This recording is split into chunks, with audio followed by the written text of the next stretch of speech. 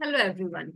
आज की इस वीडियो में हम बात करेंगे डेनुडेशन प्रोसेस के एक बहुत ही इम्पोर्टेंट पार्ट वेदरिंग के बारे में। चलिए लेट्स स्टार्ट। सबसे पहले हमें ये जानना जरूरी है कि डेनुडेशन प्रोसेस जो होती है या डेनुडेशनल प्रोसेस जो हम कहते हैं उनका क्या अभिप्राय है, क्या उनका मीनिंग है। तो डेनुडेशन प्रोसेस वो सभी प्रोसेसेस होती हैं जो कि अर्थ सरफेस को वियर डाउन करती हैं, उनका एलिवेशन कम करती हैं, उनको समतल बनाती हैं। और इन डेनुडेशनल प्रोसेस के पार्ट हैं weathering, mass movement and erosion. यहाँ इस डायग्राम में हम देख सकते हैं कि weathering, mass movement and erosional या ट्रांसपोर्टेशन प्रोसेसेस, ये सभी प्रोसेसेस जो हैं ये डेनुडेशनल प्रोसेसेस का पार्ट हैं।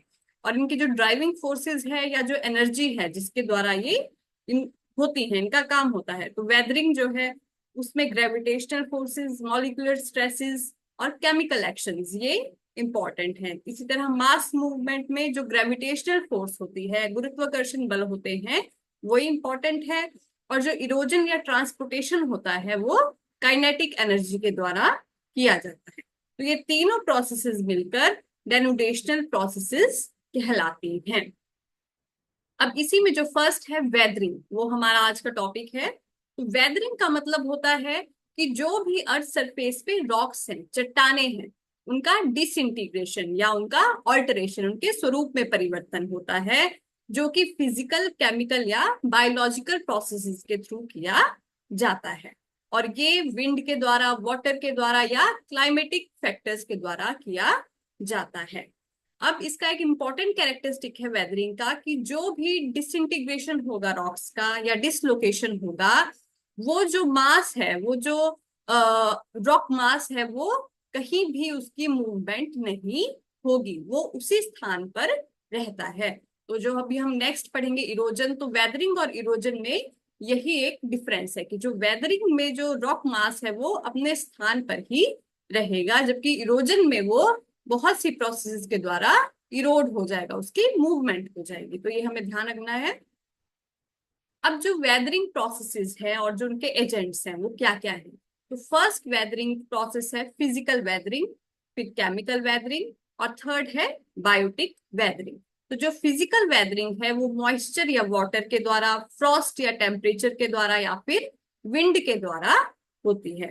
इसके बाद जो केमिकल वेदरिंग है वो ऑक्सीजन, CO2 या हाइड्रोजन उसके एजेंट्स हैं। और जो बायोटिक वेदरिंग है वो वेजिटेशन, एनिमल्स या मनुष्य के द्वारा की जाती है। तो ये तीन तरह की हमारे पास वेदरिंग प्रोसेसेस होती हैं अर्थ सरफेस पे, और ये इनके एजेंट्स हैं जिनके द्वारा ये प्रोसेसेस होती हैं।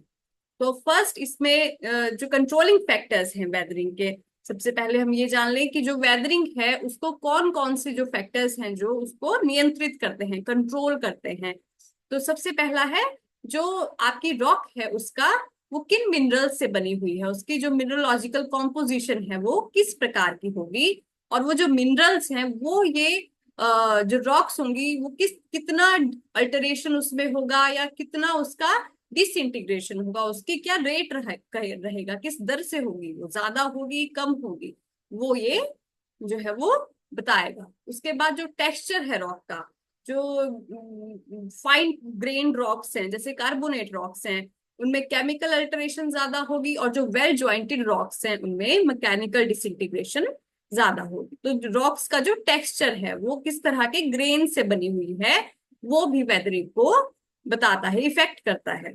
उसके बाद रॉक स्ट्रेटा, जो वर्टिकल स्ट्रेटा है, जो सीधी स्ट्रेटा वाली रॉक्स होंगी, वो आसानी से लूज हो जाती हैं और टूट जाती हैं, ब्रोक डाउन हो जाती हैं, उनमें वेदरिंग ज्यादा होगी। और जो हॉरिजॉन्टल बेड्स होंगे, जिनके इस तरह से हॉरिजॉन्टली जो होंगी स्ट्रेटा, वो कॉम्पैक्ट होती हैं और वेदरिंग से लेस अफेक्टेड होती हैं। इसके बाद जो क्लाइमेट है, क्लाइमेट भी जो है वो वेदरिंग को कंट्रोल करता है। जो ह्यूमिड ट्रॉपिकल क्लाइमेट्स हैं वहां पर केमिकल वेदरिंग ज्यादा प्रोमिनेंट होती है, जबकि जो ट्रॉपिकल और सेमी एरिड रीजन्स होंगे वहां पर मैकेनिकल वेदरिंग जो है वो ज्यादा देखने को मिलती है। तो इस तरह से ये सभी फैक्टर्स जो हैं वो वेदरिंग को नियंत्रित करते हैं, कंट्रोल करते हैं। तो अब फिजिकल वेदरिंग की अगर हम बात करें तो इसको हम 6 तरह से बांट क्लासिफाई कर सकते हैं। फर्स्ट है block disintegration due to temperature change, उसके बाद है granular disintegration due to temperature change, फिर शैटरिंग, फिर block disintegration due to frost, फिर एक्सफोलिएशन, और उसके बाद disintegration and exfoliation due to unloading. तो अभी हम डिस्कस करेंगे। फर्स्ट है block disintegration due to temperature change.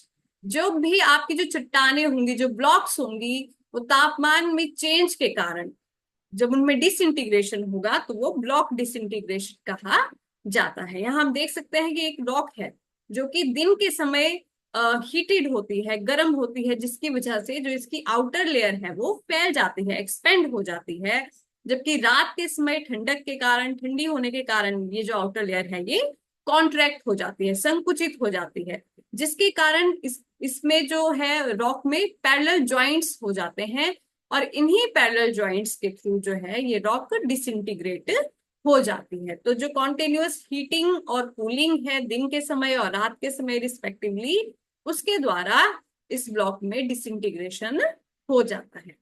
Second है granular disintegration due to temperature change. अब यहाँ पर जब छोटे छोटे कणों में वो रॉक्स विभाजित होंगी तो उसे ग्रेन्युलर डिसइंटीग्रेशन कहा जाता है। इस तरह का डिसइंटीग्रेशन मेनली जो कोरस ग्रेन्ड रॉक होंगी जैसे कि ग्रेनाइट, उसमें देखने को मिलता है। इसका ये कारण है कि जो एक रॉक होगी उसके अलग अलग पार्ट्स जो हैं, अलग अलग जो भाग हैं, वो अलग तरीके से गर्म होंगे और अलग तरीके से वो ठंडे होंगे, जिसकी वजह से जो डिफरेंशियल एक्सपेंशन और कॉन्ट्रैक्शन होगा उस रॉक में, जिसके कारण वो जो रॉक है वो छोटे छोटे टुकड़ों में बंट जाती है, ग्रैन्यूल्स में डिसइंटीग्रेट हो जाती है। और ये फिनोमिना मेनली हमें हॉट डेजर्ट एरियाज जो हैं, गर्म इलाके जो हैं, गर्म रेगिस्तानी इलाके जो हैं, वहां देखने को मिलता है। अब थर्ड है आपका shattering due to rain shower and heating. ये भी मेनली जो हॉट क्लाइमेटिक रीजन्स हैं, जब दिन के समय वहां चट्टाने पूरी हीट होती हैं, गर्म होती हैं, और वहां पर अगर अचानक से जो है वो ड्रिजलिंग हो जाए, बारिश हो जाए, हल्की बौछारें पड़ जाए, तो उसके कारण भी जो रॉक्स हैं उसमें बहुत से क्रैक्स हो जाते हैं, बहुत सी उसमें दरारें आ जाती है, जिसके कारण वो जो रॉक्स हैं उनमें शैटरिंग हो जाती है, वो बिखर जाती है। इसके बाद फोर्थ टाइप है आपका block disintegration due to frost. Frosting के कारण अब जो डिसइंटीग्रेशन होता है, उस ये जो फिनोमिना है ये मेनली टेम्परेट और कोल्ड क्लाइमेटिक रीजन्स का फिनोमिना है, और मेनली ये सेडिमेंट्री रॉक्स में इस तरह की वेदरिंग होती है।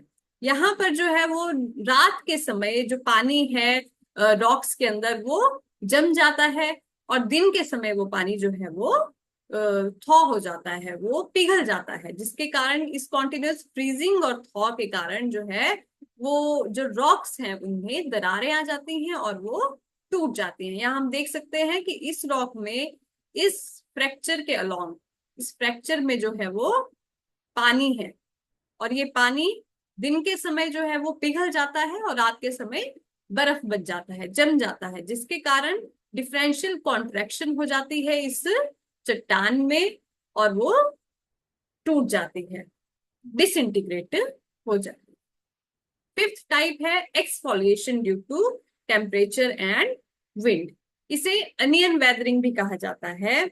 इसमें जो रॉक है उसके जो बाहरी सतह है वो, उसके कंसेंट्रिक जो शेल्स हैं वो पील हो जाते हैं, निकल जाते हैं, इसके कारण हीट और विंड के कंबाइंड इफेक्ट के कारण। जब आपकी जो हीट है, गर्मी है, और जो विंड है, वो दोनों एक साथ काम करती हैं किसी भी रॉक के ऊपर, तो ये एक्सफोलिएशन इफेक्ट कहा जाता है। यहाँ हम देख सकते हैं, मान लीजिए ग्रेनाइट रॉक है, दिन के समय इंसुलेशन के द्वारा, सूर्य की गर्मी के द्वारा इसकी जो आउटर लेयर है ये एक्सपेंड हो रही है, और रात के समय यही आउटर लेयर जो है वो ठंडक के कारण कॉन्ट्रैक्ट हो रही है।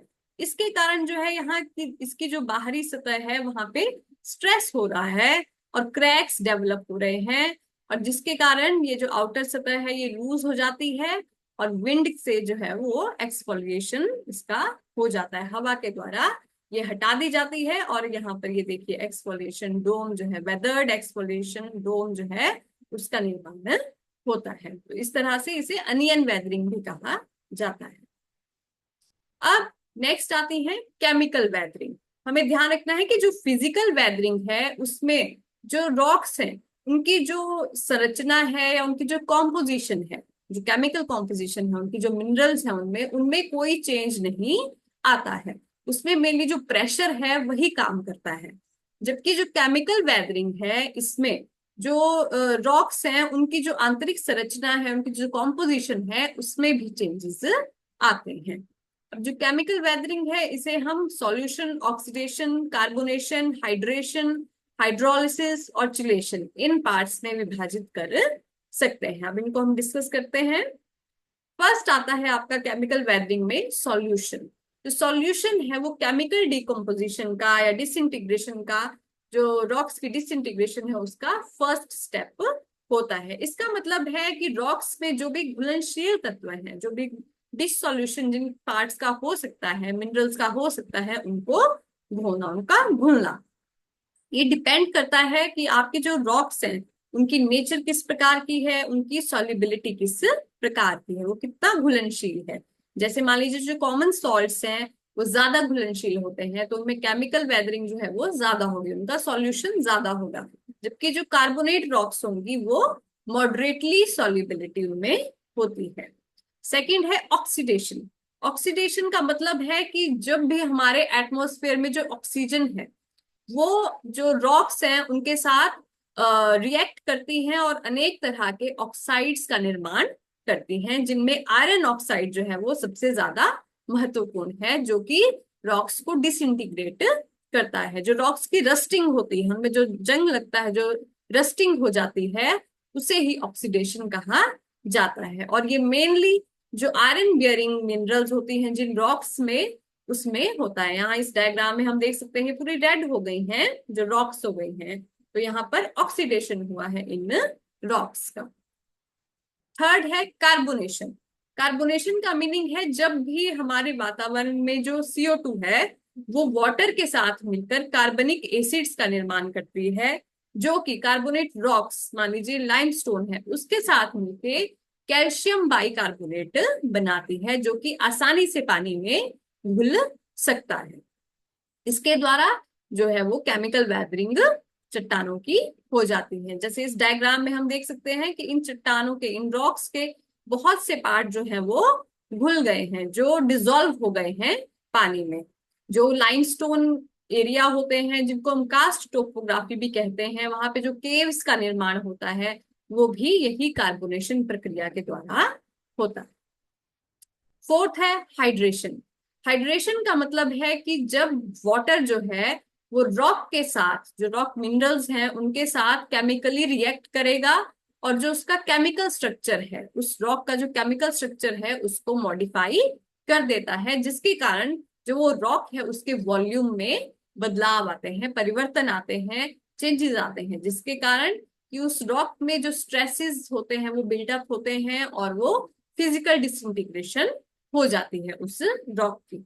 इसके बाद जो हाइड्रोलिसिस है उसमें जो रॉक मिनरल्स हैं और जो वाटर मॉलिक्यूल्स हैं वो डिकम्पोज होके एक नए तरह का मिनरल कंपाउंड फॉर्म करते हैं और चट्टानों को वेदर करते हैं। इसके जो क्ले बनता है, जो सॉल्युबल सॉल्ट्स होते हैं, वो इसी हाइड्रोलिसिस के परिणाम स्वरूप बनते हैं।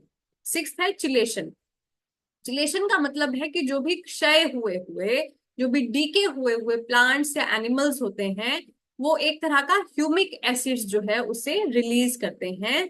और ये ह्यूमिक एसिड्स जो हैं वो जो चट्टाने हैं उनमें क्रैक्स के द्वारा वहां पे पेनिट्रेट होते हैं, वहां पर जाते हैं और उनको, चट्टानों को डिकम्पोज करते हैं, उनको वेदर करते हैं। अब थर्ड टाइप है बायोटिक वेदरिंग। बायोटिक वेदरिंग में फॉनल वेदरिंग, फ्लोरल वेदरिंग और एंथ्रोपोजेनिक वेदरिंग, ये तीन तरह से क्लासिफाई बायोटिक वेदरिंग को किया गया है। फर्स्ट है फॉनल वेदरिंग।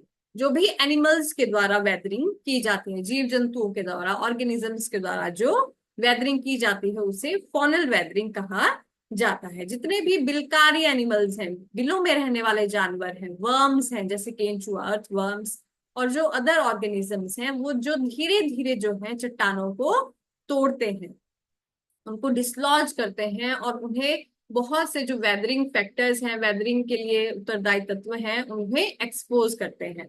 तो वो वेदरिंग जो है वो फॉनल वेदरिंग कही जाती है। और फ्लोरल वेदरिंग कही जाती है जो भी पेड़ पौधों के द्वारा वेदरिंग की जाती है। जैसे पेड़ पौधों की रूट्स के द्वारा, जड़ों के द्वारा जो है वो चट्टानों में क्रैक्स डेवलप हो जाते हैं, जो कि उन्हें तोड़ते हैं, उन्हें वेदर करते हैं।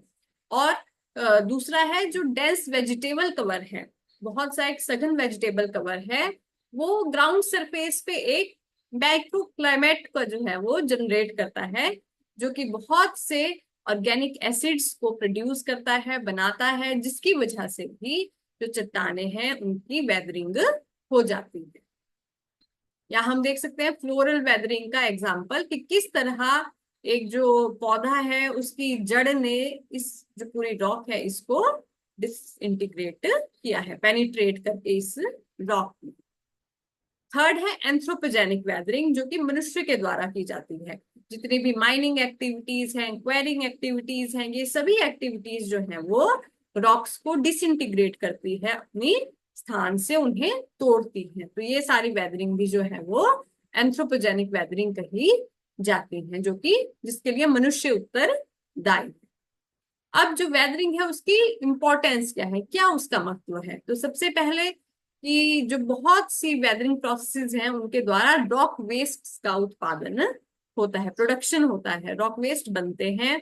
दूसरा है कि जो इरोजनल प्रोसेसेस है उसको जो वेदरिंग है वो हेल्प करती है। इरोजन तभी होगा जब वहां पर रॉक मास होगा फॉर इरोजन, इरोड करने के लिए। उसके बाद जो सरफेस है, एलिवेशन है अर्थ सरफेस, उसको लो करता है, उसको लोअरिंग करती है ये वेदरिंग की जो प्रोसेसेस हुए हैं। और जो लैंड फॉर्म्स हैं उनको बनाती हैं और उनको मॉडिफाई करती हैं, ये सारी वेदरिंग प्रोसेसेस। तो इस तरह से ये हम अर्थ सरफेस पे जितनी भी लैंडफॉर्म्स देखते हैं या जो भी स्थलाकृतियां देखते हैं, वो सभी इन वेदरिंग प्रोसेसेस के द्वारा ही अपने स्वरूप में आती है। तो आज की वीडियो में इतना ही। नेक्स्ट वीडियो में हम जो डेरिवेशनल प्रोसेसेस के अलग पार्ट्स हैं, मास मूवमेंट या इरोजन, उनको डिस्कस करेंगे। चैनल के साथ बने रहें और वीडियोस को ज्यादा से ज्यादा लाइक करें और चैनल को सब्सक्राइब करें। Thank you very much.